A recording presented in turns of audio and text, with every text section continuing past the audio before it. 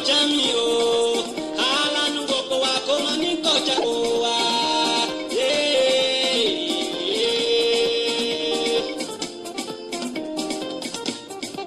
Nínú ilé ọmọ lè jálanu ilé lẹ́rìn ẹbí ọmọdé lè jálanu ẹbí lọ́dẹ̀dẹ̀ ọkọ aya lè jálanu ilé níbi iṣẹ́ ọmọ iṣẹ́ lè jálanu ọ̀gá ṣebí omi ló ń poró iná o òjò ṣẹ̀ṣẹ̀ṣẹ̀ ló ń poró ọ̀gbẹ́lẹ̀ o alánú rẹ̀ kó mọ ní kọjá. aláàánú mi ibo ló wà. ààrẹ o mo sọ alánú mi dákun má kọjá mi o aláàánú mi ẹni tí yóò ṣe mí lóore èèyàn tí yóò fi ire ayé mi lé mi lọ́wọ́ àní ibo ló wà sẹ́ẹ̀. gbogbo wa kọ́ mọ ní kọjá gbogbo wa.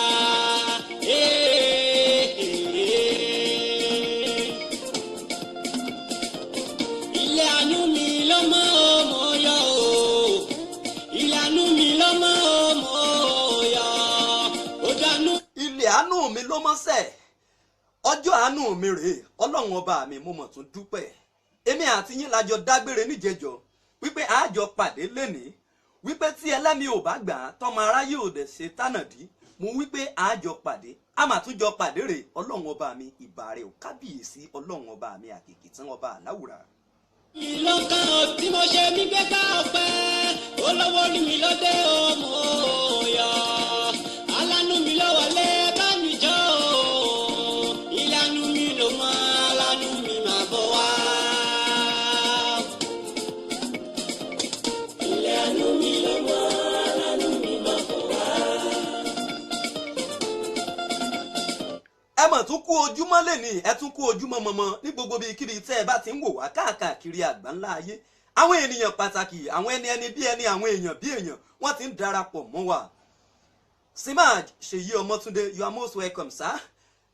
Alhaj in waiting Miss Baudin Ọláyínká Ọlánrewájú ọ̀nkù mi dáadáa ẹ káàbọ̀ sà ẹ káàbọ̀ sà. Brother mi láti United States of America beautiful morning my brother good morning sir good morning sir. àwọn èèyàn bíi tiyín náà láàjọ sọ̀rọ̀ lénìí àtijọ́ wà ní ẹ̀ live at Alari by Feast mo dé tán ó dáa alàgbà Simaj a ó máa retí yín ètò ń tẹ̀síwájú. ilé àánú mi ló mọ alánú mi máa bọ̀ wá.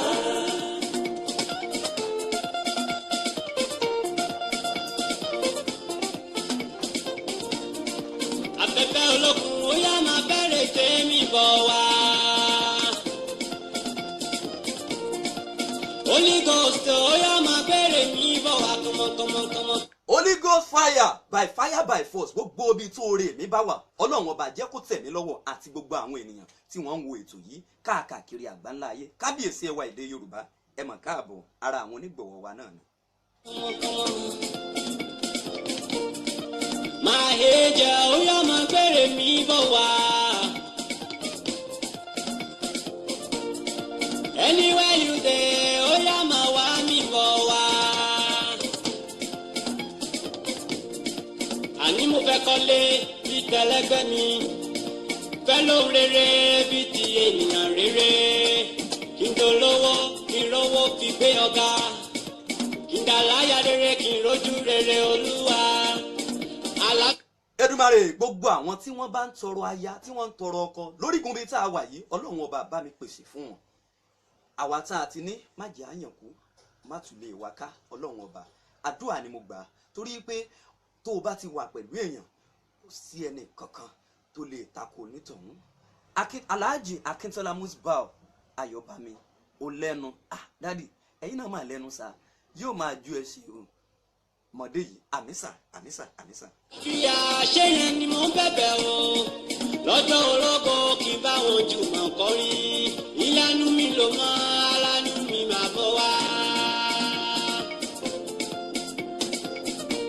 ìlànà mi ló mọ ọmọ yọ o ìlànà mi ló mọ ọmọ. ó dà lórígun bíi tá a dé yìí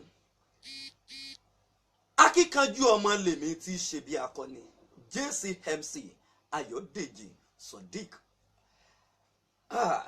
ọmọ onípọ̀nìpọ̀dà ọkọ̀ gbogbo òlú ńlá èmi á sì máa sọ wípé bí ìlú bá tóbi tó ju China lọ lágbàáyé ìlú dádì tèmi òun lọ̀gá gbogbo wọn.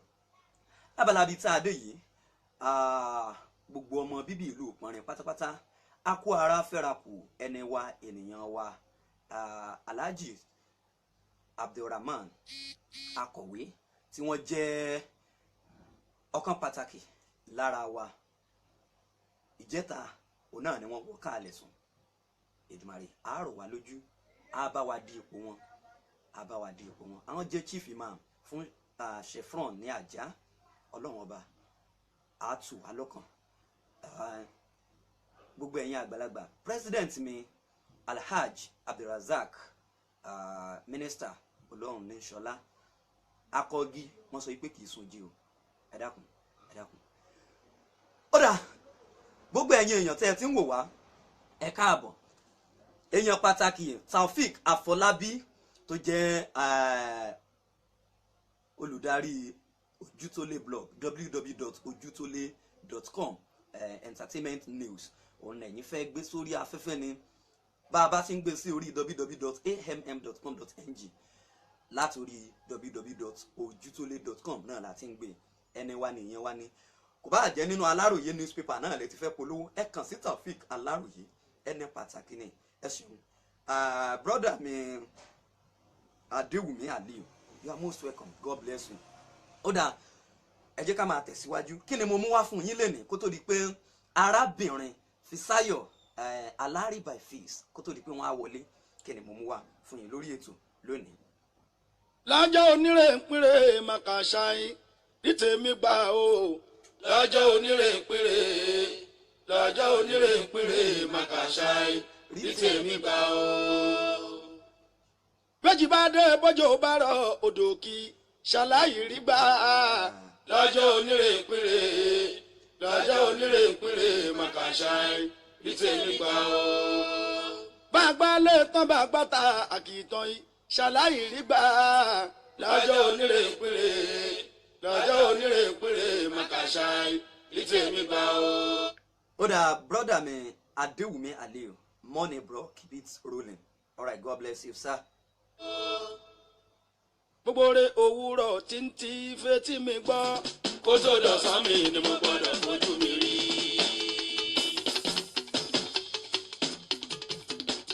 gbogbo rẹ̀ òwúrọ̀ tí ń ti fetí mi gbọ́. gbogbo ènìyàn ló ń wá ire, gbogbo ènìyàn ní ń pa kítí mọ́lẹ̀ lójoojúmọ́ tí wọ́n bá ti jí, gbogbo ènìyàn ní ń lọ sókè lọ sódò. èyí sọ àwọn ọ̀pọ̀ ènìyàn di alálàá tó pọ̀ jaburata. mo fẹ́ dà mo fẹ́ dà mo fẹ́ dà lọ́mọ ará ayé ń bá kiri. mo fẹ́ lówó lọ́wọ́, mo fẹ́ kọ́lé mọ́lé, mo fẹ́ ra ilẹ̀ mọ́lẹ̀ ní gbogbo ọmọ ará ayé ń bá kiri. èyí sọ ilé ayé di irú wá ògiri wá. eléyìí ni mo fi yọ àkọlé ní tí mo fẹ́ bá wa sọ lénìí. irú wá ògiri wá nílé ayé. kó wa là ń sọ wípé mo fẹ́ dà mo fẹ́ dà mo fẹ́ dà. ó sọ wá di alálàá tó pọ̀ jaburata. a máa dáa kéèyàn ó máa pòǹgbẹ ohun tó pọ̀ rẹpẹtẹ. ṣùgbọ́n ṣé gbogbo ènìyàn ló lè pa nǹkan méjì tàbí mẹ́ta pọ̀ nílé ayé tí wọ́n á dẹ̀ succeed lórí ẹ̀? ààrẹ ẹni tó ń ṣe télọ̀ bíi ti Alárì by Face, ó tó fi iṣẹ́ sọ̀rọ̀sọ̀rọ̀ kùn. kódà a tún máa kọ́ àwọn ènìyàn bí a ṣe lè rán aṣọ. gbogbo ènìyàn ní alálàá tán dẹ̀ ní àlá tó pọ̀ jaburata. kó tó dọ̀sán mi ni mo gbọ́dọ̀ fojú mi rí. gbogbo rẹ̀ ọ̀sán ò tí ń ti fojú mi rí o. kálẹ̀ tó lẹ́mí ni mo gbọ́dọ̀ ti gbáre mú.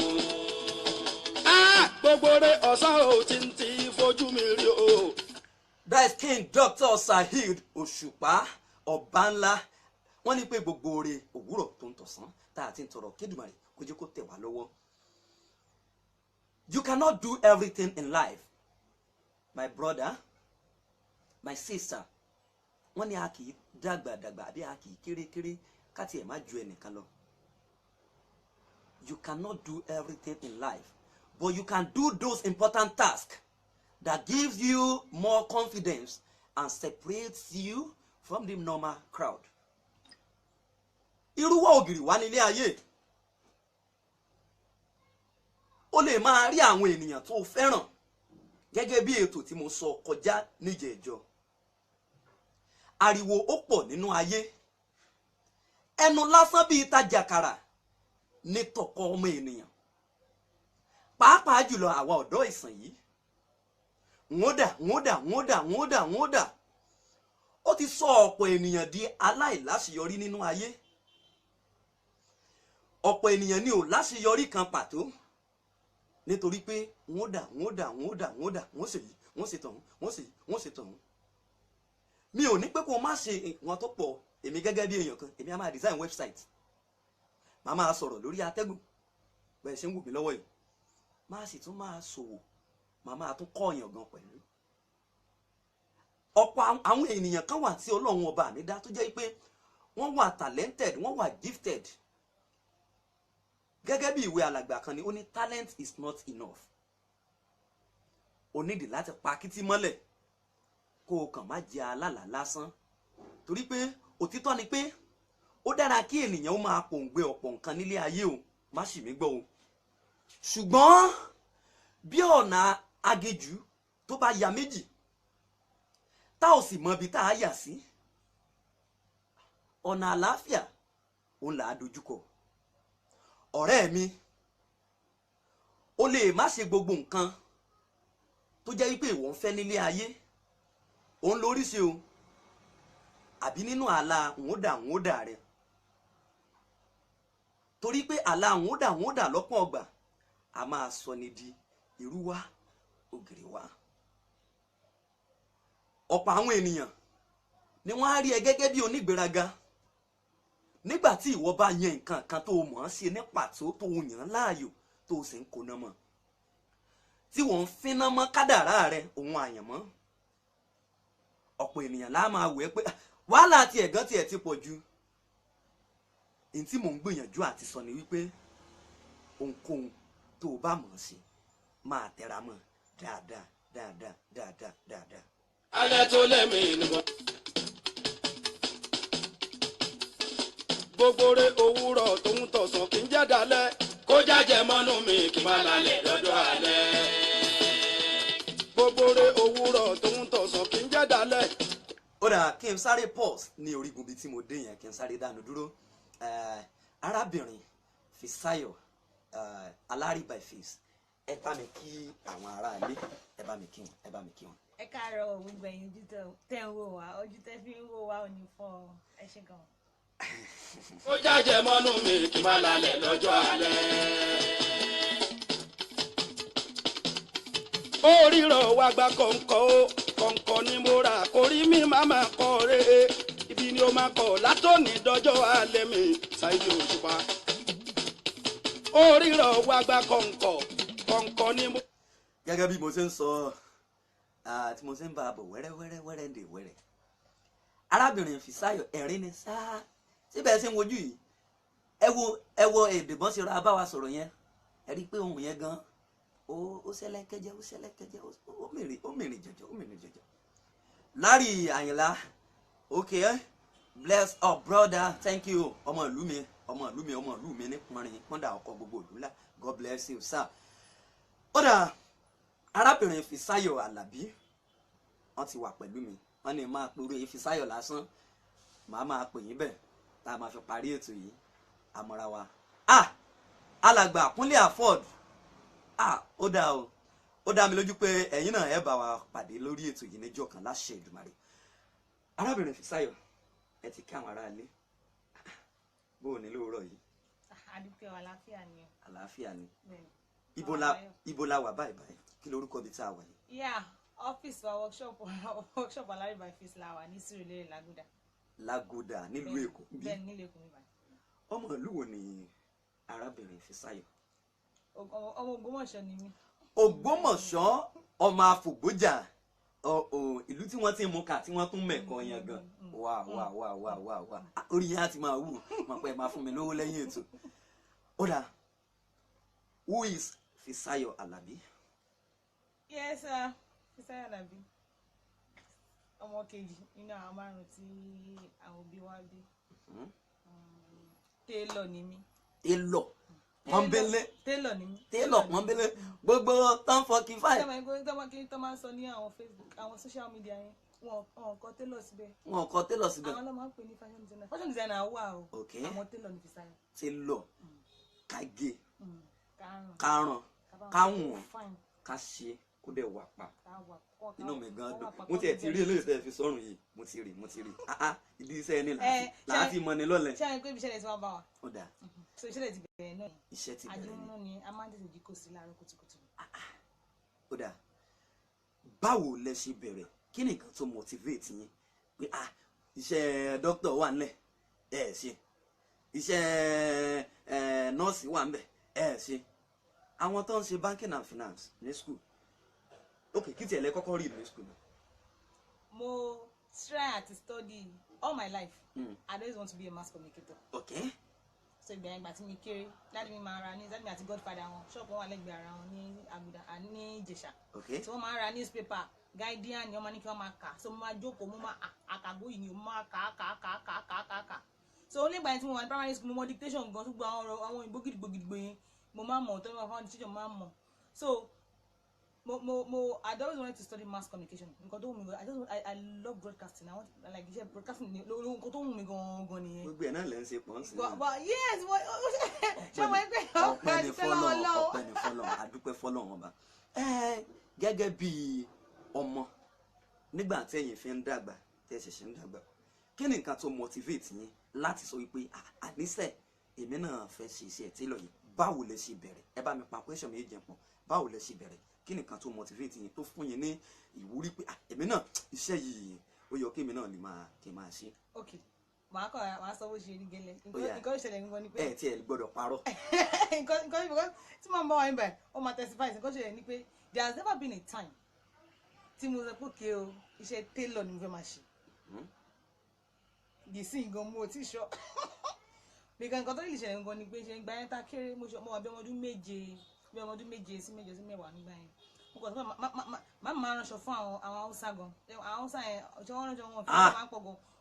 owó ni mọ̀mọ́ ń gbà láyé gbà wọn. wọ́n máa ń di aṣọ nylon àti Ghana must go ìró wọn gidigbo wọ́n máa fi di aṣọ tuntun wọn pẹ̀lú samples wọn máa kó pọ̀ wá so ìgbà yẹn mo kàn mọ̀ pé èrò máa ń pọ̀ lórí màmí wọn náà ọmọọṣẹ́ o àmọ́ kò tí kà náà ni èrò máa ń pọ̀ sáwọn èlòmí máa wáṣẹ́ mọ̀ ọmọ àwọn ẹlòmí máa pariwo pé ọmọ Fadékẹ́ ọtí ìránṣẹ́ wa kíní kan àti bá parí aṣọ kíní kan ṣé wọ́n máa sọ wọn kan yẹn ṣé wọ́n mọ̀ ike dẹ̀ ní mímú dẹ̀ láìkí màmí so máa wà wọ pé ṣé àwọn màmí lè ṣe sáwọn pípọ̀ yìí náà kí ni nǹkan tó lè ṣe sí wọn nǹkan tó yẹ pé wọn ní máa disappoint wọn tó yẹ kó máa ìtàn bá wọn ṣe àwọn aṣọ wọn so ìgbà mú kan máa wọn nǹkan máa ń ṣe so ìgbà yẹn mo wá rí pé àwọn ọmọ láì mọ̀ pé aṣọ wọn máa sábà níro méjì so tí wọ́n wá gbé dé mo kọ́ fún màmí kan máa yọ àwọn ọ̀rọ̀ yẹn ọmọ yọ ọkọ̀ fún wọn àkàrà máa wá ọmọ yọ àwọn ọ̀rọ̀ yẹn méjì ọmọ ẹ̀pọ̀ méjì tó máa yọ máa tó nípa kìtìpà tó máa dúkọ̀ ọ́lẹ̀ ọkọ̀ máa tẹ̀ nígbà tó máa rán àwọn bláùsì sí i mo kọ́ tẹ wá ìpè kí nǹkan mo lè ṣe lẹ́kọ̀ọ́ mọ́ sọ fún pé àṣọ ìkí mo lè bá wọn tẹ kí ní wá ní ẹ̀yìn wá ní kí n tẹ̀kọ́ náà bọ̀ṣẹ́ pé nǹkan mìíràn wá ni pé mo gbúdọ̀ ọ̀run kó dàbí tiwọn kó ẹ̀pọ̀ nǹkan sọ̀rọ̀ máa mọ ẹ̀kọ́ máa mi kọ́ lọ́rùn so máa mọ bá wọn tẹ àwọn ṣe wọn á tẹ̀ wíṣẹ́ kí mo bá pé ṣíwájú pé mo bẹ̀rẹ̀ sí mọ ọ̀rọ̀ tẹ̀ nìyẹn o sójú omi gbà tó bá kọ́ tó pọ̀ nílẹ̀ báyìí máa tẹ̀ máa. Ó dáa mo mọ̀ pé tí yẹn bá fún yẹn láàyè dè ní dọ̀la ẹ máa sọ lọ ni mo ń bọ̀ wá ẹ jẹ́ ká sáré lọ́lẹ̀ yìí sẹ̀lẹ̀.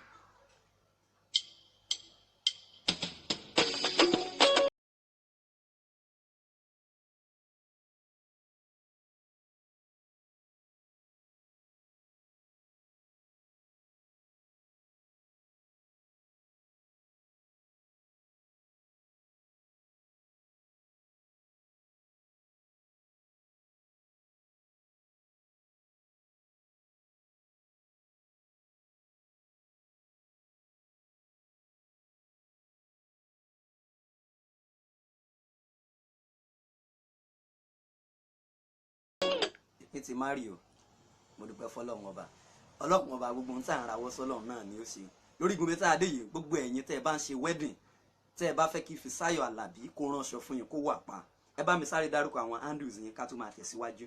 ok lórí Facebook our Alari by Face. Alari by Face. Alari then by then Face. Okay, what of Instagram? So lórí Instagram no Alari by Face lórí Instagram ó wà spelled together. What of Twitter? Do we tweet at all? No,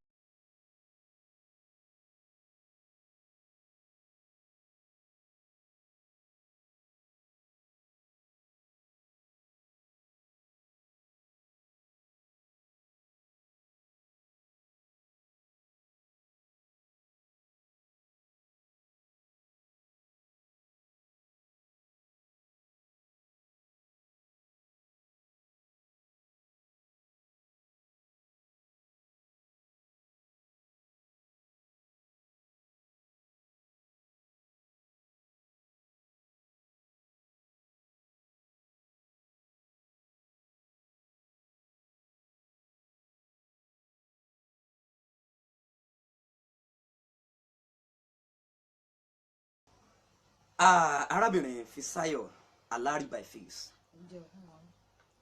ìgbà tẹ́ ẹ fi bẹ̀rẹ̀ ẹ rí i pé màmá ká sọ pé màmá ló motivate yín àtàwọn challenges tí màmá máa ní ayé ìgbà yẹn. ok gbà tẹ́yìn wá fi parí tẹ́ fi bẹ̀rẹ̀ gẹ́gẹ́ bí entrepreneur àmọ́ pé Nàìjíríà láti bẹ̀rẹ̀ business èèyàn máa ní àwọn ìpèníjà kọ̀ọ̀kan bí èlò lówó tẹ́ fi bẹ̀rẹ̀ ńgbà yẹn. nǹkan ṣe ni pé there was also never a time ṣe pé ṣe owó ẹjọ́ máa ń ṣe ọmọ understand there was never a time ṣe kí mo kó kọ̀ọ̀kan jọ.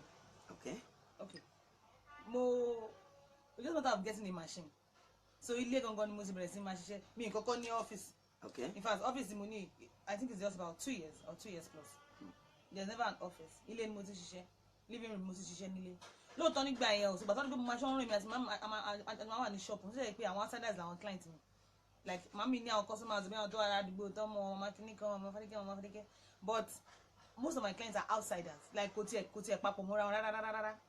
So until later gbàgbà tó ní pé mo wá wà ọmọ ẹ̀ ilé ni mo ti kọ́kọ́ bẹ̀rẹ̀ sí máa ṣe nínú pálọ̀ mi mo ti kọ́kọ́ bẹ̀rẹ̀ sí máa. But tí a bá fẹ́ bẹ̀rẹ̀ irú iṣẹ́ yìí lẹ́yìn pé èèyàn kọ̀ fún bóyá bí ọdún méjì àbí ayé ìgbà yẹn ganan máa ń kọ́ fọ́dún méjì bí ọjọ́ mélòó yẹn lè fi kọ́ irú àwọn irú títí yìí báyìí. nǹkan ṣe ni pé interest ni ṣáà ìsìnkú tí o bá ti ní interest ni o máa ń ṣe dáadáa.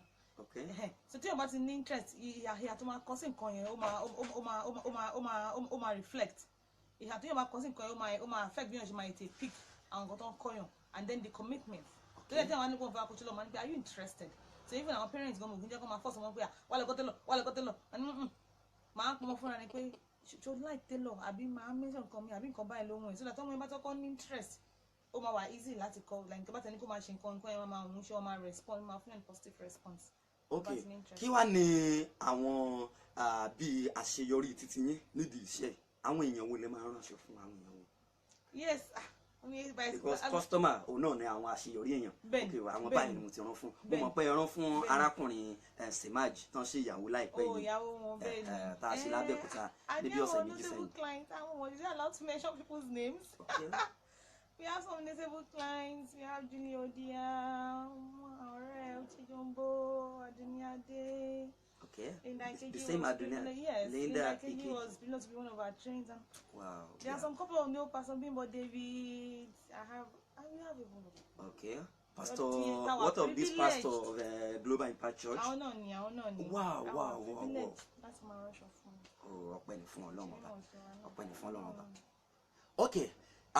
Gẹ́gẹ́ bí ẹni tó yẹ pé wọ́n ní pé èèyàn ò tí succeed èèyàn ò tí wà successful tí èèyàn bá ti ra àwọn èèyàn kan tó máa succeed èèyàn you understand? ṣé ẹ ti ní àwọn èèyàn tẹ́ ẹ kọ́ àbí ẹ ní àwọn èèyàn tẹ́ ẹ ń kọ́ lọ́wọ́lọ́wọ́ báyìí? Yes, mo láwọn èèyàn ṣe pé mo train wọn secondary ti wà on their own. Good. They not really like bí ẹ tí mo kàn bẹ́ẹ̀ but I have people ṣe mi kọ́ máa ní pé is it kindness kò yẹ kindness nǹkan I think whatever it is that you do it's a baton it should be like a baton in a relay race when it gets to you you pass it on. I don't believe that it's beyond me. Chemo àwọn èèyàn generation mi náà ṣe máa wá lẹ́yìn tó pé the name should be mentioned that oh I learn from so person I learn from so person so I don't believe èyí kò kí n jáwádé. ọ̀pọ̀ èèyàn ló ń jẹ́ jọ̀mọ́. I don't believe in pé one person no in fact tí nǹkan tí pé èèyàn máa pọ̀ lórí ẹ̀wọ̀n ló máa ń dá so that you can spread your tentacles. gẹ́gẹ́ bí nǹkan tí mo fi bẹ̀rẹ̀ ètò wípé èèyàn lè ṣe gbogbo nǹkan ó lè máa kọ́ sí èèyàn ṣùgbọ́n ìwọ náà rí i wípé òun ṣe àwọn nǹkan kan ní ààyè ọ̀tọ̀ lọ́nà tó dára yàtọ̀ síbẹ̀ nìyẹn náà ṣe ń ṣe títí táwọn èèyàn dẹ̀ máa rí wọn náà pé ẹni lágbájá lẹni yìí torí wípé tí ẹ̀yin ò bá rí màmá gẹ́gẹ́ bí aláwòkọ́ṣe gidi mo mọ̀ pé màmá òun ò design gbogbo ọ́fíìsì tí wọ́n báyìí láyé ìgbà yẹn ṣùgbọ́n ẹ̀yin. àwọn náà ti design ẹ̀ àwọn òkun ní white ni. ọpẹ́ ni fọ́lọ́run ẹ má gbà mí ibi tí ẹ ti ń gbé Linda Ìkejì wá ẹ ti ń gbà wọn. ok irú àwọn yẹn sì a lè host wọn ibà yìí a máa lọ ká àwọn lé ní. ẹ máa lọ ká àwọn bá àwọn invite wa ní. tí wọn ibi tó dáa nìkan gidi tí máa ń jáde ibi tó dáa náà lélẹ́yìí ibi tẹ̀dẹ̀ ti bẹ̀rẹ̀ yìí lágbára lọ́wọ́ Ọlọ́run ọba ẹ máa tẹ̀síwájú ẹ ní lọ sẹ́yìn láṣẹ Èdùmàrè. ó dà ǹjẹ́ ẹ ti run any entrepreneurial program àbí ẹ ń look up to? No, yeah, I'm looking up to. Okay. Sometime. bóyá tẹ ẹ bá ra àwọn olóṣèlú kan bẹ́ẹ̀ni o tán kàn áìjà kẹ. You know, I don't mind. I'm looking forward to it. Okay, gẹ́gẹ́ bí ọ̀pọ̀lọpọ̀ àwọn ọmọge ìsinyìí ẹ̀yin ìyàwó ilé ẹ máa bọ̀ wá Alárìbáìfíìs ẹ wá ránṣọ yín ẹ wá kọ́ṣẹ́ ń bẹ̀ ẹ̀yin náà lè gbé machine sínú yàrá yín tẹ́ máa ránṣọ fúnra yín bẹ́ẹ̀ni ó máa fi na Alari by Face lọ́rùn ni. bẹ́ẹ̀ni àbí. bẹ́ẹ̀ni a lè máa ń ṣaṣọ ọmọ kékeré náà. ẹ máa ṣe wow. beautiful children's dresses. ok a máa post ẹ sórí timeline mi àti tọ̀dọ̀ yín náà tá a bá ti parí wọ́n máa rí gbogbo àwọn kìnìyàn ẹ bá mi sáré ju nọ́mbà yín sórí àtẹ́gùn. ok nọ́mbà wa ni 08028592650. ẹ tún pè lẹ́yìn kan sí. 08028592650.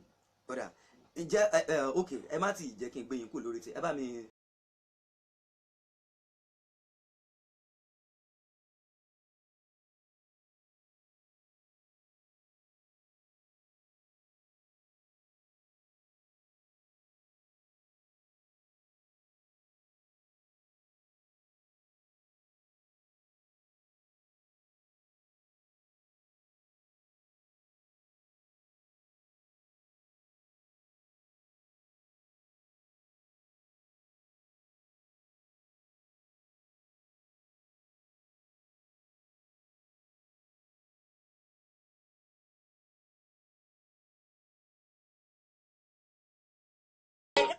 gbogbo ẹ̀yin ọ́fíìsì men tó yẹ pé ẹ̀yin náà ẹ máa rán aṣọ tó wà pa ẹ máa bọ̀ wá Alari by Face ẹ gbá aṣọ yín wá ẹ má kàn jẹ́ ẹ má gbé fáwọn tí wọ́n mọ̀ bùdá tí wọ́n mọ̀ sí báyìí tí wọ́n mọ̀ sí báyìí tá Alari by Face tó bá ti wò yín báyìí ó ti mọ size yín ẹ máa bọ̀ wá. wọ́n ní èèyàn tí ó parọ́ ni ó sọ wípé ẹlẹ́rìí ó ti kú ẹlẹ́rìí tèmi ó wà ń bí arákùnrin alàgbà Ṣèyí Ọmọ́túndé ẹ jẹ́ káwọn ará ìlérí yín ẹ jẹ́ káwọn ohun tẹ́ wọ̀n ẹ jẹ́ ká wò tẹ̀wọ̀n ẹ nàró ẹ jẹ́ ká wò yín ẹ jẹ́ ká wò yín ẹ jẹ́ ká ẹ wò látòkè délẹ̀ ẹ wò látòkè délẹ̀ ẹ wò wọ́n ọpẹ́ ní fọ́lọ́run ọba. bá a ṣe ń ṣètò lọ́wọ́ ni arákùnrin Ṣèyí Simaji làwọn náà wọlé pẹ̀lú wa lábàbí tá a dé yẹn màá sì fún Alari by Face náà yìí mo ti mọ̀ pé ẹ̀yin yẹn ti ń gbádùn voice yẹn àbí ok báwo ni ó ṣe wá di pé ẹni ẹ like mass communication ìyẹn ló ti yín débi iṣẹ́ sọ̀rọ̀sọ̀rọ̀ àwọn èso lẹ máa ń ṣe lóyún orí àwọn tẹlifíṣàn káàkiri ẹ jẹ́ káwọn èèyàn pọ̀n ẹ má fi nǹkan kan pamọ́ ẹ jẹ́ kọ́ mọ̀ ẹ jẹ́ kọ́ mọ̀ àwa máa ń tú àṣírí a dẹ̀ máa tún bọ̀ àṣírí. mo ìṣe ìdájí bí ẹni ti pamọ́ o mo kàn wá privilege láti get TV presenting job kan pẹ̀lú Tiwantiwa TV lórí GoTV wa channel 111 so mo máa ń present top 10 countdown fún wọn so that's what I do for now basically like it's something that I'd always wanted to do mass communication gangan nìkan tó ń wù mí tí mo fẹ́ lọ́kàn láti kéré ọ̀tọ̀ tó ń wù mí láti ṣe so ìgbà tí mi rí opportunity yẹn so it just came this year so òun ló jẹ́ kí n get job yẹn pẹ̀lú wọn. ọpẹ́ ní fọ́lọ́run àwọn aago mélòó lẹ máa ń ṣe ẹ polówó èmi fún yín láǹfààní ẹ ti sanwó ẹ. yes ní ọjọ́ Monday ọmọ ẹ ní 7 p.m. níjọ́ Monday lórí Tiwantiwa TV lórí GoTV ni o and then lọ́jọ́ Tuesday 11 a.m. láàárọ̀ aago mọ́kànlá láàárọ̀ Tuesday sọjọ́ Friday aago 9 lálẹ́ Friday ọmọ ẹ. ọpẹ́ ní fọ́lọ́run ọba mo ṣe ń padà bọ̀.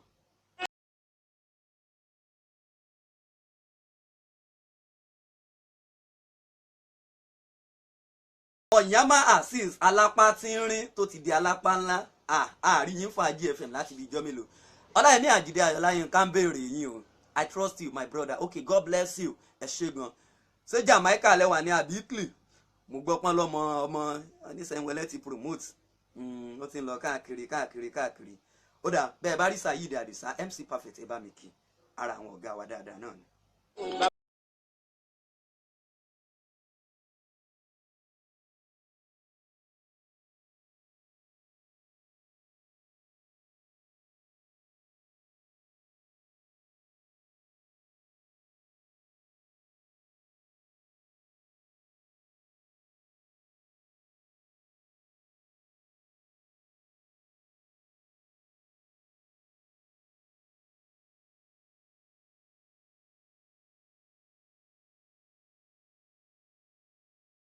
lọ́wọ́ gbogbo àwọn iléeṣẹ́ kéréje tí wọ́n ń darapọ̀ mọ́ wa tí wọ́n ń ṣe agbátẹrù wa lọ́jọ́ mẹ́jọ kò ní bàjẹ́ fún yín kò ní bàjẹ́ fún mi náà láṣẹ Ìdùmarè ọ̀pọ̀lọpọ̀ iléeṣẹ́ ti tèmi Islas Multimedia Concept and design websites and type projects and ta ọjà lóríṣiríṣi à ń bá àwọn èèyàn design ilé wọn pẹ̀lú stainless steel in collaboration with MF Global Technology nílùú Èkó níbí báyìí náà wà ọpẹ́ ni fún Ọlọ́run ọba. ẹ lè pè wá sórí 08036481556 08036481556 láti mọ anything tẹ́ bá fẹ́ mọ̀ nípa wa. ọpẹ́lọ́wọ́ iléeṣẹ́ Softweb Nigeria, arákùnrin kúkúrú abija wàràwàràwàrà, àwọn náà wọ́n design website. ẹ fẹ́ ra hosting, ẹ fẹ́ ra domain name, ẹ kàn sí wọn. ẹ fẹ́ ṣòwò lórí internet, ẹ kàn sí Ṣèyí Ọmọ́túndé ní Festac. ọpẹ́ ni fún Ọlọ́run ọba. mo ní kẹ́ ẹ máa kàn sí Ojútólé, ọpẹ́ ni anẹ apẹ̀rí àparò Ojáko, Taofik Afọlábí Aláròyé, ọpẹ́ lọ́wọ́ yín o, àdúpẹ́ fún yín. gbogbo ẹ̀yin ènìyàn, bóyá nǹkan ló fọ́nbù sí yín ni àbí nǹkan kan lẹ́yìn rí ládùúgbò yín tẹ́ ẹ fẹ́ ká nà án sáfẹ́fẹ́, bẹ́ẹ̀ bá ṣe ń pè mí, èmi ò mọ̀ náwó rẹ̀ sí Taofik Afọlábí lórí Aláròyé àbí Akéde Oòduà, èyí tẹ́ ẹ bá fẹ́ kí information yẹn kó happy ẹ̀ lórí ẹ̀ 08036481556. orígun bíi tí mo wà yìí, abala ti ẹwà èdè Yorùbá Limited látọwọ́ Alhaji Akíntola Misbaudeen Ayọ̀bámi. orígun bíi tí mo wà yẹn náà ni mo ti bá yẹn ṣàdéhùn pé lọ́jọ́ mẹ́jọ màá máa ka àyọkà kọ̀ọ̀kan. ẹ lè gbádùn ẹ̀ tó yín tẹ́ ń pè mí pé àfin máa kà á jù bẹ́ẹ̀ lọ, mi ò lè kà á jù bẹ́ẹ̀ lọ. ìwọ̀nba àǹfààní tán fún wa nìyẹn. ẹ̀yin náà ẹ lè rà 1000 naira péré ni, gbogbo ibi tí ẹ bá wà yóò kàn yín lára. lórí gun ibi tá a wà yìí, ẹ jẹ́ kí n ka díẹ̀ fún yín. wọ́n ní bí irin bá ń lọ irin, ó kúkú ti dájú wípé ìka tẹ̀ fún kan. ìwọ ọ̀rẹ́ mi, tọ́jú nǹkan láti oní ọkàn títí dé mọ́nà tán. dákun rọra kí o má bàa ya arọ tàbí rán ara rẹ lọ sájò àrèmábọ̀. bí irin bá ń lọ irin, ó kúkú ti dájú wípé ìka tẹ̀ fún kan. ìwọ ọ̀rẹ́ mi, tọ́jú nǹkan láti oní nǹkan títí dé mọ́nà tán. dákun rọra kí o má bàa ya arọ tàbí rán ara rẹ lọ sájò àrèmábọ̀. àfiwé àti àkàwé tó jọra wọn ní ìjìnlẹ̀ ọ̀rọ̀ náà dẹ̀ tún ní pẹ̀lú. ẹ jẹ́ kí n sáré kà á fún yín lóyìnbó. ẹ lè rà á fáwọn ọmọ yín, bó bá ṣe ń ka Yorùbá wọn a máa understand the English. gbogbo ẹ̀yin tẹ̀ ń ṣe linguistic, báwo lẹ ṣe fẹ́ understand lexis and structure, báwo lẹ ṣe fẹ́ understand it, word for word, language for language, bó ṣe wà nìyẹn. If an iron grinds iron, one will bend for the other. My friend who is in hurry from Onikan, a suburb in Lagos, to Manhattan, a suburb in Ibadan, please take it easy so that you do not become lame or send yourself to journey of no return. ẹwà èdè Yorùbá, ẹ kàn sí wọn www.ewaedeyoruba.com. ọpẹ́ ni fún Ọlọ́run ọba. arábìnrin Fisáyọ̀, inú mi dùn wípé a pè yín, ẹ sì dá wa lóhùn. kí ni àwọn àfojúsùn tiyín níbi iṣẹ́ télọ̀ yìí, wípé okay bye ní in the next 2 or 3 years? kò sí nǹkan tí èèyàn bá sọ tọ́lọ́run ọba mi ò kì í gbọ́. Yes, in the next 2 years, agbára Ọlọ́run, we intend to go fully into children's wear. Okay. Children's wear, then smart casuals. Okay. So it's going to be something that you can just walk into a store. Don't have to bury anything, no. But you can just walk into a store and then yes, I need to get a dress. Okay, like you can just walk into a store and just pick up your Live by Face dress. Maybe you have an event, you have something like that. Maybe I need to wear a fellow party or week on it. Okay, yes, let me just do a Live by Face. Let me check a Live by Face store somewhere. You take a continue, man. Walking and just pick up something for yourself. Oda, ṣé tá a bá pè yín nígbà mi ẹ jẹ wa? Oh sure, why not? Okay. Mo máa jẹ. Ọpẹ́ ni fọ́lọ́run. Thank you very much. Thank you very much. Thank you very much.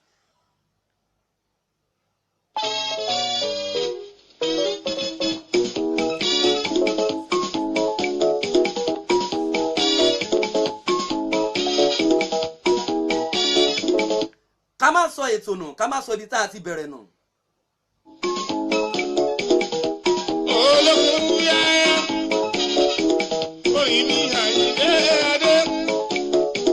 Mo ní kí ni nǹkan tó jẹ́ wípé ẹ̀yin ń ṣe nílé ayé tó fẹ́ sọ yín di irú wá ògiri wá? Don't compete yourself with others. Be yourself. Jẹ́ ẹni ara rẹ. Má sa eré ìje. Mi ò ní o má sáré rárá. Má sa eré ìje kí eré je. Má sa àwọn eré tó jẹ́ wípé a máa sọ ẹ́ di bí irú àwọn èèyàn míì. láwọn èèyàn tó jẹ́ pé ọlọ́run ọba mi ò dẹ̀ fẹ́ kí ìwọ gangan orí bí wọn. jẹ́ ẹni ara rẹ, máa gbìyànjú máa fúnná mọ́ nǹkan tó o bá ń ṣe, ya ara rẹ sí ọ̀nà ọ̀tọ̀, fi ara rẹ fi gáàpù lẹ̀ fáwọn èèyàn. Don't compete in the journey of life. Ojú ọ̀run wọn ló tó ẹyẹ fò láì fi apá kanra wọn. Ilé ayé yìí ó fẹ̀ gan, ilé ayé tóbi. Jẹ́ kí àwọn ènìyàn kan máa wo ìwọ náà gẹ́gẹ́ bí ẹni tí wọ́n á ní aláwòkọ́ṣe gidi. Má sọ ara rẹ di irúwá ògiri wá rárá, máa tẹ̀síwájú nínú ìrìn àjò ayé tọ́lọ́run ọba mi ní kó máa rìn. Máa gbìyànjú máa lọ my God of mercy, my God of mercy, inú mi dùn wípé mo ní àwọn ẹni bí ẹni, àwọn èèyàn bí èèyàn tí wọ́n ń wò mí. Ọ̀rẹ́ ọ̀gá ẹni ni, ọ̀gá ọ̀rẹ́ ẹni ọ̀gá ẹni náà tún ni. Olórí oko Dáre Best Àlàbí, ẹ má pé mo bá yín lóye, mo sọ yájú orúkọ ni wọ́n fi ń pọba aládé. God bless you sir, I remain loyal sir. Ọlọ́run ọba ò ní jẹ́ kí n jọra mi lójú o. Ẹ bá mi kí Yẹmí Àjídé Ayọ̀lá yẹn kábẹ́ ẹ bá délé o. Nice one bro, God bless you sir, I really appreciate you. Oda irú àwọn èèyàn téèyàn gbọdọ̀ máa ní láláwòkọ́ṣe gidi nìyí, kò dẹ̀ ní bàjẹ́ fún yín láṣẹ Èdùmàrè. Adéwálé ló gbọ́ làwọn gbọ́ bí mo ṣe ń wí. Ọlọ́jọ́ adájọ́ ọjọ́ afẹ́fẹ́ ṣe di oko wẹ́lú. Ọmọ ọlọ́jọ́ bí tí wọ́n ń ṣe káàkiri gbogbo àgbáńlá ayé, King Dr. Alhaji Abdulwasiu Ayinde Ọmọgbọ́láhàn. Bàbá King, ẹ má sọ pé mo bá yín lóye, mo sọ yájú orúkọ ni wọ́n fi ń pọba aládé. Àwọn náà ti ń lọ wẹ́rẹ́wẹ́rẹ́. King Dr. Saheed Òṣùpá àwọn ti bá wa dá sí, Adékúnlé Gold àwọn náà ti bá wa dá sí. Tọmọdé lè máa ń sọ̀rọ̀ kọ́lọ́mọge ń jó. Wípé mẹ́lẹ̀ nìkan kí ijó yẹn bùrọ̀dá ẹ̀ kí ẹsẹ̀ òun ò sì jẹ́ kájó. Mo ní o máa tẹ̀síwájú nínú ìrìn àjò ayé títí tiẹ̀. Má fi ra rẹ wé anybody. Rí lọ́kàn ara rẹ wípé o perégedé. Ìdára ẹni lójú a máa múni yàtọ̀ sí gbogbo àwọn ènìyàn tó kù. Bí ọjà nílé ayé rí tó jẹ́ pé oníkálùkù a sì máa ná ọjà títí tiẹ̀. Irúfẹ́ ọjà tó jẹ́ pé ìwọ bá ń tà ó lè jọ tàwọn ènìyàn kan pákéjì ẹ̀.